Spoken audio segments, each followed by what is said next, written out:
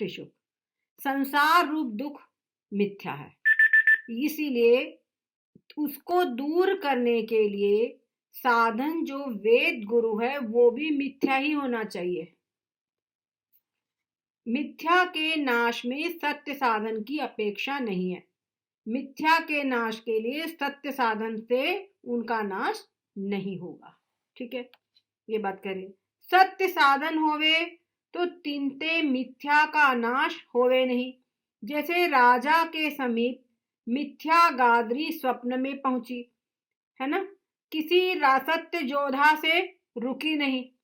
जो सच्ची के सब उसके योद्धा लोग बाहर थे, उनसे वो नहीं रोकी जा सकी और वो वहां आए भी नहीं। और अनेक राजा के पास अनेक सच्चे शस्त्र धरे थे, तो भी वो मिथ्या दंड से ही मरी। जो राजा ने स्वप्न में अपना डंडा उठाया, वो डंडा कैसा था? स्वप्न का डंडा तो मिथ्या ही था ना, उस मिथ्या डंडे से ही वो गिदड़ी मरी। और सही के जो डंडे जो उसके यहाँ पे रखे थे वो कोई काम नहीं आए। और राजा को जो घाव हुआ, तो वहां पर भी जो उनके यहाँ पर सही के वैद्य थे वहां पर कोई काम नहीं आए। जो सही के वैद्य थे वो राजा के किसी भी काम नहीं आए। काम आए तो कौन से वैद्य काम आए? जो स्वप्न में वैद्य था वही वैद्य वहां पर उनके काम आ सकता था। अब आगे कह रहे हैं मिथ्या ताने उसने पैसा मांगा। वो जो मिथ्या वैद्य था उसने पैसा मांगा, तो पैसा भी राजा की तिजोरी में खूब रखा हुआ था, लेकिन वो पैसा भी काम नहीं आया। ठीक है, उसको स्वप्न में अगर उसके पास में एक मिथ्या पैसा मिलता, एक पैसा मिलता मिथ्या, स्वप्न का पैसा ही वहां पर काम आता, सही का पैसा वहां कोई काम नहीं आया। तो एक पैसा भी राजा को, जो उसका अनंत खजाना भरा था, सही का खजाना, उसमें से एक पैसा भी राजा को नहीं मिला। कोई भी सत्य साधन राजा के दुख के नाश करने में समर्थ हुआ नहीं। ठीक है, कोई भी जो सही साधन था, सत्य साधन, वो राजा के स्वप्न के दुख को नाश नहीं कर सका। किंतु मिथ्या मुनि ने मिथ्या जड़ी देके मिथ्या दुख का नाश किया। स्वप्न में ही मुनि मिले, वो मुनि कैसे थे? मिथ्या। उन्होंने जो जड़ी दी वो भी स्वप्न की थी, मिथ्या। उस जड़ी से ही राजा का घाव दूर हुआ। ठीक है, राजा का घाव ठीक हुआ और नींद खुल गई। इस रीति के स्वप्न सर्व को अनुभव सिद्ध है। सभी को स्वप्न सिद्ध है। हर व्यक्ति को स्वप्न में किसी को भी खूब तेज भूख लगी हो और पता चला मम्मी के किचन में खूब सारा रखा हुआ है बना करके, अपने किचन में खूब सारा बनाया रखा हुआ है, पर वो जो किचन में रखा हुआ है भोजन है, वो आपको स्वप्न की भूख मिटाएगा? नहीं मिटाएगा। और उसी प्रकार से अगर मान लो, अगर आपके स्वप्न में आपने देखे खूब बढ़िया पकवान, ठीक है, और स्वप्न टूट गया और उसके बाद में आपको जागृत अवस्था में भूख लगे, तो जागृत अवस्था की भूख को वो स्वप्न वाले पकवान नहीं मिटाएंगे। समझ गए ना? स्वप्न के ही पदार्थ स्वप्न की भूख को मिटा सकते हैं, और जो इस जागृत अवस्था के पदार्थ है वो जागृत अवस्था की भूख को मिटा सकते हैं। ठीक है, तो इस प्रकार से ये बात समझ लीजिए, जागृत पदार्थ का स्वप्न में किसी को कोई भी उपयोग नहीं है। जैसे मिथ्या जो संसार दुख, तैसे मिथ्या जो संसार दुख, ताका नाश मिथ्या वेद गुरु से होवे, साचे वेद गुरु अपेक्षित नहीं है। क्लियर हुई बात? जो मिथ्या संसार है, तो मिथ्या संसार की निवृत्ति भी मिथ्या वेद और गुरु से ही होगी। ठीक है, अब अंक आ रहा है 231। यहां पर अब दूसरा उदाहरण देंगे, मरुस्थल के जल और प्यास में सत्ता का भेद। ठीक है, जैसे मरुस्थल के मिथ्या जल से तृषा का नाश होवे नहीं किसी को, तैसे मिथ्या वेद गुरु से संसार दुख का नाश होवे नहीं। और मिथ्या वेद गुरु मान के संसार दुख का तिनते नाश स्वीकार करोगे तो मरुभूमि के जल से भी तृषा का नाश होना चाहिए, तृषा यानी प्यास का नाश होना चाहिए। कहते हैं जैसे मरुस्थल का जल है, किसी को खूब तेज प्यास लगी हुई हो, उसने देखा सड़क पर वो कहीं पर दूर रेगिस्तान बढ़िया पानी दिखाई पड़ रहा है उसको, तो वो गया, प्यास लगी वहां पर पानी के पास गया तो देखा अरे पानी तो है ही नहीं। तो वो पानी जो उसको दिखाई पड़ रहा था, उस पानी से क्या उसकी प्यास बुझ सकती है? वो है ही नहीं पानी। फिर वो अपनी जगह पर आ जाए और फिर देखे पानी दिख रहा है, तो भी क्या उस पानी से, अब दिखाई पड़ रहा है तो भी क्या उस पानी से उसकी प्यास बुझेगी? कभी भी नहीं बुझ सकती। यहां पर पहले शिष्य ने शंका की थी कि अगर मिथ्या वेद गुरु से संसार की निवृत्ति होती है तो मिथ्या जो जल है, मरुस्थल का जल, उस जल से प्यास बुझनी चाहिए। ठीक है, ये गुरु से उन्होंने प्रश्न पूछा था। उस प्रश्न का समाधान अब यहां पर दे रहे हैं। ठीक है, ये जो है यहाँ 231 अंक में यहाँ पे शिष्य का प्रश्न दोहराया गया है। समझ गए कि नहीं समझ गए? हाँ, ये शंका है शिष्य की, उसका समाधान अब आगे करेंगे। चौपाई। यद्यपि मिथ्या मरुथल पानी, ताते किन्हु न प्यास बुझानी, तदपि विषम दृष्टांत सुतेरो, सत्ता भेद दुहन में हेरो। कहते हैं कि तुमने जो कहा वहां पर, तुमने क्या कहा कि मरुस्थल का जल जो है वो मिथ्या है और प्यास हमारी लगी हुई है किसी को, तो मरुस्थल के जल से हमारी प्यास बुझ जाना चाहिए। अगर मिथ्या वेद गुरु से संसार की निवृत्ति हो सकती है तो मिथ्या जल से प्यास की भी निवृत्ति होनी चाहिए। ये शिष्य का प्रश्न है। तो कहते हैं कि तुम्हारा ये जो तुमने उदाहरण दिया ये उल्टा विपरीत उदाहरण है। कैसे? क्योंकि मरुस्थल का जो जल है वो मिथ्या है, मरुस्थल का जो जल है वो मिथ्या है, इसीलिए उससे किसी की प्यास नहीं बुझ सकती। यहाँ पर तुम्हारा जो दृष्टांत है वो मिथ्या है, इसमें सत्ता भेद है, इसमें सत्ता भेद है। सत्ता का मतलब क्या है यहाँ पर, ये बताइए। सत्ता का मतलब यहाँ पे क्या है, बताओ। जैसे मतलब पहले वाले एग्जाम्पल में, हाँ दीदी आप बोल रहे क्या? हाँ बोलो बोलो। जैसे पहले वाले एग्जाम्पल में उनका ऐसा कहना है कि संसार मिथ्या है, ब्रह्म सत्य है ना? तो जो मिथ्या वेद और गुरु अगर सत्य है, वेद और गुरु, तो उससे अगर ब्रह्म का साक्षात्कार होता है तो अद्वैत की भावना गलत हो जाएगी। नहीं, अद्वैत का सिद्धांत गलत हो जाएगा, मतलब द्वैत हो जाएगा। एक मिनट वहां पे आ रही दीदी सुनो ना। उसका मतलब दोनों का सत्ता भेद, यानी पहले वाले में ब्रह्म सत्य है और वेद और गुरु मिथ्या है। लेकिन यहाँ पर अगर हम मृग मरीचिका की बात करते हैं तो जो वो मरुस्थल का जल है वो मिथ्या है और प्यास असली में है, मतलब सत्य है। तो पहले वाले में उल्टा हो गया, यहाँ उल्टा हो गया। इस तरह सत्ता भेद कहा, इसलिए विषम दृष्टांत। मैं बताऊं इसमें क्या बोला उसने? हाँ बताइए। एक सेकंड भैया, एक मिनट। शारदा तुमने जो बोली है वो विषम दृष्टांत जो कहा है वो बात बोली है तुमने, ठीक है? विषम दृष्टांत हो गया। अब आप संजय भी आप बताइए। इसने दीदी ये बोला है साधारण कि गुरुजी संसार भी मिथ्या, ठीक है, तो इस संसार में रहने वाला मैं भी मिथ्या, ठीक है, तो मेरी प्यास भी मिथ्या, ठीक है, तो ये मरुस्थल का जल भी मिथ्या, ठीक है, तो क्या आपस में बुझेगी प्यास? ऐसा तो नहीं बोला। मैं तो एक शिष्य की तरह से कह रहा हूँ। जो आप प्रश्न बोल रहे हैं ना, ये इसका सब समाधान आगे इसी तरंग में होगा। दीदी क्या? ये तरंग में इसका समाधान होगा, समझ गए? हाँ, पर शिष्य का सवाल तो यही है ना। अभी शिष्य का सवाल ये नहीं है, ये तो ना उसने बोला ना, अभी शिष्य का सवाल ये नहीं है। जैसे मरुस्थल में, अभी शिष्य का सवाल नहीं, एक सेकेंड, शिष्य ने जो प्रश्न ये नहीं है, नहीं है, ये नहीं है शिष्य का प्रश्न, क्योंकि जो बात शिष्य का सवाल, शिष्य आपका प्रश्न जो है ये थोड़ा सा आगे में आएगा, समझ गए?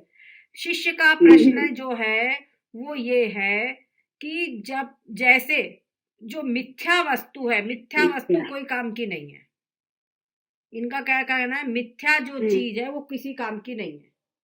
तो जैसे संसार सत्य, ब्रह्म सत्य, जगन मिथ्या है, तो केवल मात्र वेदांत का आपका सिद्धांत है कि केवल मात्र एकमात्र ब्रह्म ही सत्य है। तो ब्रह्म से भिन्न जो कुछ भी है वो असत्य है, वो सब मिथ्या है। असत्य नहीं, मिथ्या है। असत्य और मिथ्या दोनों शब्दों में अंतर है, मिथ्या है। तो जब मिथ्या वेद और, तो वेद और गुरु भी मिथ्या हुए। तो जब वेद और गुरु से ज्ञान होकर के मोक्ष हो सकता है ना, अगर आप ये कहते हो कि उनसे मोक्ष हो सकता है, तो फिर जो मरुस्थल का जल है वो भी मिथ्या है, उससे प्यास बुझ जाना चाहिए। ये शिष्य का प्रश्न है, समझ गए? और हमने अभी आप यहाँ पर आप लोगों से जो इन्होंने कहा ना, सत्ता भेद दुहन में हेरो, या सत्ता भेद जो है, इस बात को आप लोग अब समझिए। इसको हम पहले टीका पढ़ लेते हैं, फिर आपको बताते हैं। यहाँ कहते हैं, यद्यपि मिथ्या जो मरुभूमि का पानी, ताते किसी ने प्यास नहीं बुझाई, और मिथ्या गुरु वेद ते दुख के नाश की न्यायी, मिथ्या जल से प्यास का नाश हुआ चाहिए। ये शिष्य ने कहा, और प्यास नाश हुए नहीं, लेकिन होता नहीं है, प्यास का नाश होता नहीं है। तैसे मिथ्या वेद गुरु ते संसार का नाश बने नहीं। जैसे मिथ्या जल से प्यास नहीं बुझ सकती, वैसे मिथ्या वेद गुरु से भाव दुख का, संसार दुख का भी नाश नहीं होना चाहिए। कैसे हो सकता है? नहीं हो सकता, ये उन्होंने कहा। तो गुरुजी ने क्या कहा, तदपि कहिए तो भी तेरा दृष्टांत विषम है। गुरुजी ने क्या कहा, तेरा जो दृष्टांत है वो विषम है। काहे ते? दुहन में मतलब मरुस्थल का जल और प्यास। दुहन का मतलब क्या है? दुहन, सॉरी दुहन है। दुहन में कहिए मरुस्थल का जल एक और प्यास दो, इन दोनों में सत्ता का भेद है। ताकू हेरो, हेरो मतलब उसको देखो। अब इस सम सत्ता, यहाँ जो सत्ता शब्द प्रयोग किया है, वो सत्ता शब्द का अर्थ क्या है, ये मैंने आप लोगों से पूछा था।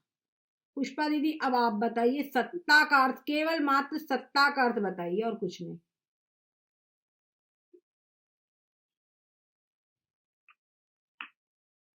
सत्ता मतलब कि स्थान से मतलब है, जैसे जागृत, स्वप्न, सुषुप्ति, या मरुस्थल का जल और प्यास जिसको लगी है, वो प्लेस का अंतर मतलब। तीन और कोई? प्रतीति और कोई? कालखंड से आप जागृत, स्वप्न, सुषुप्ति। पुराना जो पढ़ा हुआ रहता है उसको भूल जाते हो, ये आप लोग यहाँ पर। हाँ बताओ दीदी, वो जो बताए थे ना, प्रतिभाषिक सत्ता और व्यवहारिक सत्ता, पारमार्थिक सत्ता, हाँ, ये तीन सत्ता, यहाँ ये तीन सत्ता है। सत्ता का भेद जो बोल रहे, ये कल आपने बोला था और मेरे को लगा था भी आज गोल कर दी, कल बोली थी आज मैं समझी कि सत्ता उससे प्लेस से आप बोले थे ना, प्रतिभाषिक वगैरह अभी हाल नहीं आएगा, वो बाद में देखेंगे, मतलब वो सब आएगा बाद में। ठीक है, प्रतिभाषिक, व्यवहारिक और पारमार्थिक, हाँ, ये तीन सत्ता से मतलब। तो यहाँ ये कह रहे हैं कि जो मरुस्थल का जल है, मरुस्थल का जल कौन सी सत्ता का है बताइए? मरुस्थल का जल की सत्ता कौन सी है? प्रातिभाषिक। और प्यास की सत्ता, प्यास की सत्ता व्यावहारिक। समझ गए? तो दोनों सत्ताओं में विरोध है, अंतर है। अच्छा, वेद और गुरु और इधर संसार, वेद और गुरु मिथ्या और संसार भी मिथ्या। तो दोनों के अंदर में दोनों व्यवहारिक सत्ता में आ गए। समझ गए कि दोनों व्यवहारिक सत्ता है, तो इसीलिए वहां पर निवृत्ति हो जाएगी। अरे साधक, हाँ साधकता रहती, बाधकता नहीं है, वो दोनों की साधकता है। ठीक है, समझ में आया? यही बात आगे समझाएंगे। समसत्ता की आपस में साधक बाधकता। ठीक है, चौपाई। समसत्ता भव दुख गुरुवेदा, यूं गुरुवेद करत भव छेदा, आपस में समसत्ता जिनकी, लखी साधक बाधकता तिनकी। क्या कह रहे हैं? समसत्ता भव दुख गुरुवेदा। समसत्ता भव दुख और गुरुवेद। यहाँ क्या है? समसत्ता भव दुख यानी संसार का दुख, और गुरु और वेद। एक तरफ भव दुख है, संसार दुख है, दूसरी तरफ गुरु वेद। इनकी सत्ता समान है। ठीक है, इनकी सत्ता समान है। यूं गुरु वेद करत भव छेदा, इसीलिए गुरु और वेद संसार दुख का छेदन कर देते हैं। ठीक है, आपस में समसत्ता जिनकी आपस में समसत्ता होती है, उनमें साधकता और बाधकता देखी जाती है। ठीक है, यहां पर टिप्पणी है 284। यहां यह शंका है, ये शंका है कि समसत्ता वाले पदार्थ ही आपस में साधक बाधक है, यह नियम घटित नहीं, किंतु विषम सत्ता वाले पदार्थ भी कहीं आपस में साधक बाधक होवे है। काहेते सर्वत्र आरोप की अधिष्ठान ते विषम सत्ता है। आरोप मतलब जैसे रस्सी में सर्प का आरोप हुआ, वो आरोप। ठीक है, तो आरोप की अधिष्ठान से विषम सत्ता है, अधिष्ठान से विपरीत सत्ता है हमेशा। जो भी आरोपित वस्तु है, जो भ्रम स्थल पे दिखाई देती है उस वस्तु की, ताकि साधकता अधिष्ठान में है, लेकिन वो दिखाई पड़ रहा है अधिष्ठान के कारण। ठीक है, जैसे कल्पित रजत का अधिष्ठान शुक्ति है, ताकि व्यावहारिक सत्ता है, रजत की प्रातिभाषिक सत्ता है। इस प्रातिभाषिक सत्ता वाले रजत की साधकता कारणता शुक्ति में है। ठीक है, ये वाला आप लोगों को अभी थोड़ा समझने में दिक्कत आएगी। किंवा ये बात समझ में आई कि नहीं? जैसे वो रस्सी के अंदर में हमको सर्प दिखाई पड़ता है, या सीपी में चांदी दिखाई पड़ती है, तो वो चांदी सिद्ध किस लिए हो रही है? सीपी के अधिष्ठान से। सीपी से ही तो चांदी सिद्धि हो रही है, तो सीपी के अधिष्ठान, हाँ, तो हो रही है। ये वाली बात इन यहाँ पे शंका रख रहे हैं। ये यहाँ पे शंका है, समाधान नहीं, शंका है ये, कि जो सीपी के अंदर में जो चांदी दिखाई पड़ रही है, वो चांदी जो है प्रातिभाषिक सत्ता की है, सीपी व्यवहारिक सत्ता की है, लेकिन उस चांदी की साधकता, उसकी चांदी की साधक हो रही है, वो उसको सपोर्ट कर रही है। अगर वो क्या कहते, वो सीपी ना होवे तो चांदी कहाँ से दिखेगी? तो इसलिए चांदी को सीपी सिद्ध कर रही है, इसलिए चांदी की साधक है। ये बात यहाँ पे कही जा रही है। ठीक है, तो इस प्रातिभाषिक सत्ता वाले रजत की साधकता साधकता मतलब कारणता शुक्ति में है। किंवा जगत का अधिष्ठान ब्रह्म है, जगत का अधिष्ठान ब्रह्म है, ताकि परमार्थ सत्ता है, उसकी परमार्थ सत्ता है।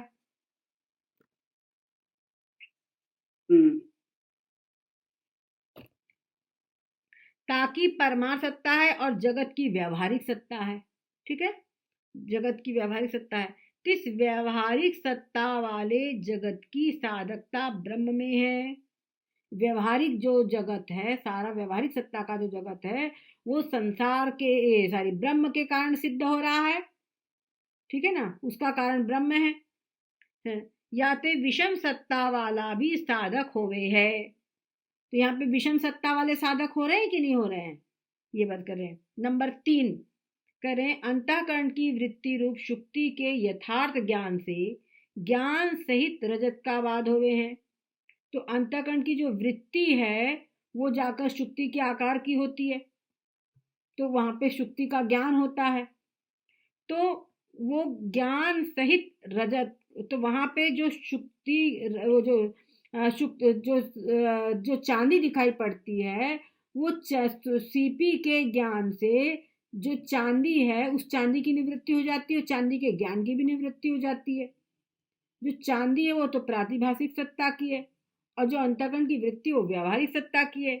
तहाँ ज्ञान सहित रजत की प्रातिभाषिक सत्ता है और शुक्ति के ज्ञान की व्यावहारिक सत्ता है। जो शुक्ति का ज्ञान हुआ अंतःकरण की वृत्ति के द्वारा, वो तो व्यावहारिक सत्ता का है। या ते विषम सत्ता वाला भी बाधक हुए है, समझ रहे? विषम सत्ता वाला भी बाधक होता है। ताते विषम सत्ता वाले पदार्थ आपस में साधक बाधक हुए नहीं, यह नियम असंगत है। यह नियम असंगत है। ये प्रश्न खड़ा कर दिया। इसका समाधान क्या है? केवल शुद्ध शुक्ति किंवा ब्रह्म क्रम ते रजत की और जगत की कल्पना के अधिष्ठान नाम